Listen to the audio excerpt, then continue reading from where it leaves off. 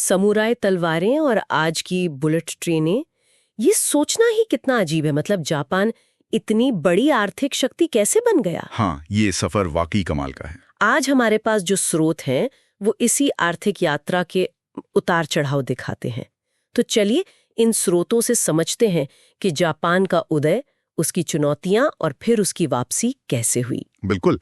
और ये सिर्फ इकोनॉमी की कहानी नहीं है, ये एक देश की सोच, उसकी संस्कृति और मुश्किल हालात में ढल जाने की उसकी क्षमता की भी कहानी है। शुरुआत तो काफी पहले होती है, 19वीं सदी में। हाँ, 1868 मेजी पुनर्स्थापन।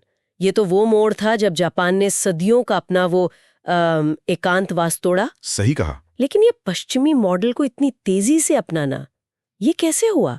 क्या खास था इसमें? ये बहुत दिलचस्प है।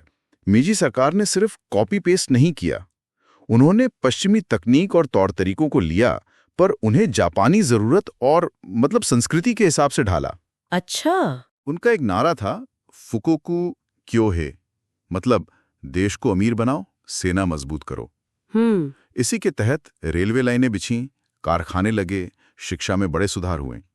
इसने एक तरह से पूरे समाज को बदल दिया। सामंती खेती वाले देश से औद्योगिक देश बनने का सफर, एक पूरे देश का मिशन जैसा। हाँ, बिल्कुल वैसा ही। पर फिर इतिहास ने करवट ली। दूसरा विश्व युद्ध। उसने तो जापान को लगभग तबाही ही कर दिया था। शहर मलबे का ढेर बन गए थे, अर्थव्यवस्था बिल्कुल खत्म। इस तबाही से वापसी कैसे हुई? देखिए, यहाँ कई चीजें एक साथ हुई। एक तो अमेरिकी कब्जे के दौरान बाहरी मदद मिली, लेकिन साथ ही जापान के अंदर भी बड़े बदलाव हुए। जैसे जमीन का बंटवारा, किसानों को जमीन मिली, लोकतांत्रिक संस्थाएं बनी, मजदूरों को अधिकार मिले। इन सुधारों ने समाज में एक, आप कह सकते हैं कि नई जान फूकी। और फिर एक ऐसी घटना हुई जिसकी उम्मीद नहीं थी शायद। आप 1950 के दशक के कोरियाई युद्ध की बात कर रहे हैं? हाँ, बिल्कुल। उस युद्ध में जापान अमेरिकी सेनाओं के लिए एक बहुत जरूरी सप्लाई बेस बन गया। अच्छा। तो उसके कारखानों को फिर से काम मिल गया, उसके मैन्युफैक्चरिंग सेक्टर को वो शुरुआती धक्का मिला जिसने बाद में उस आर्थिक चमत्कार की नींव रखी।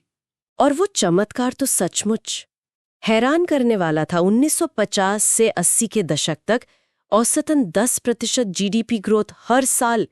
ये कैसे मुमकिन हुआ? क्या सिर्फ बाहरी मांग के कारण? नहीं, सिर्फ बाहरी मांग नहीं, इसमें सरकार की नीतियों का बहुत बड़ा हाथ था।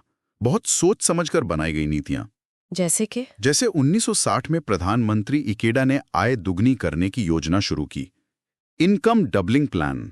हाँ, सुना है इसके बारे में। इसका मकसद सिर्फ एक्सपोर्ट बढ़ाना नहीं था, बल्कि देश के अंदर लोगों की आमदनी और खर्च बढ़ाना था, ताकि घरेलू बाजार मजबूत हो।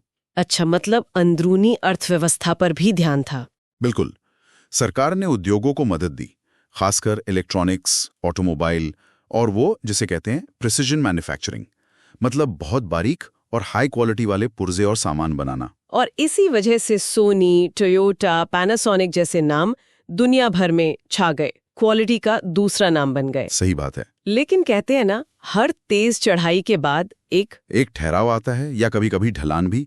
1980 के दशक में जापान एक बड़े एसेट बबल में फंस गया, संपत्ति का बुलबुला। ये एसेट बबल क्या था? आसान शब्दों में मतलब जमीन, जायदाद और स्टॉक मार्केट की कीमतें वो अपनी असली कीमत से कहीं कहीं ज्यादा बढ़ गईं, बेतहाशा। ये टिकाऊ नहीं था, एक तरह का नशा था, कह लीजिए। और जब 1990 के दशक में ये बुलबुला फूटा, तब नशा उतरा और असर बहुत गहरा हुआ। विकास रुक सा गया, चीजों के दाम बढ़ने की बजाय गिरने लगे। इसे डिफ्लेशन कहते हैं। डिफ्लेशन मतलब कीमतें कम होना। हाँ, और ऊपर से एक और बड़ी चुनौती थी, देश की आबादी तेजी से बूढ़ी हो रही थी। इसी दौर को खोया हुआ दशक या लॉस्ट डेकेड कहा जाता है ना? हाँ, बिल्कुल। और ये तो एक दशक से भी लंबा चला शायद। हाँ, काफी लंबा। और एक अजीब बात हुई, जापान दुनिया की अकेली ऐसी बड़ी विकसित अर्थव्यवस्था बन गया जहां महंगाई दर और सैलरी बढ़ना दोनों ही सालों तक लगभग शून्य पर अटके रहे, जीरो के आसपास। ये अर्थशास्त्रियों के लिए भी एक पहेली थी। ये तो सचमुच अजीब है। लेकिन इन सब मुश्किलों के बाद भी जापान रुका तो नहीं, उसने फिर से खुद को बदला। अब किस तरफ जा रहा है जापान? अब जोर है भविष्य की टेक्नोलॉजी पर। रोबोटिक्स, आर्टिफिशियल इंटेलिजेंस यानी एआई और ग्रीन टेक, मतलब पर्यावरण के लिए अच्छी तकनीक। अच्छा। और जापान अपनी पुरानी ताकतों का भी इस्तेमाल कर रहा है, उसका शानदार इंफ्रास्ट्रक्चर, पढ़े लिखे कुशल लोग और इनोवेशन मतलब नई खोज करने का कल्चर, ये उसकी नींव है आज भी। और अर्थव्यवस्था के अलावा स्रोतों में सॉफ्ट पावर का भी जिक्र है, जैसे पॉप कल्चर, एनिमे, डिजाइन। हाँ बिल्कुल। आज जापान सिर्फ अपनी कारों या इलेक्ट्रॉनिक्स के लिए ही नहीं जाना जाता। उसकी संस्कृति, उसका डिजाइन और सस्टेनेबिलिटी पर उसका जोर, ये भी दुनिया भर में पहचाना जाता है।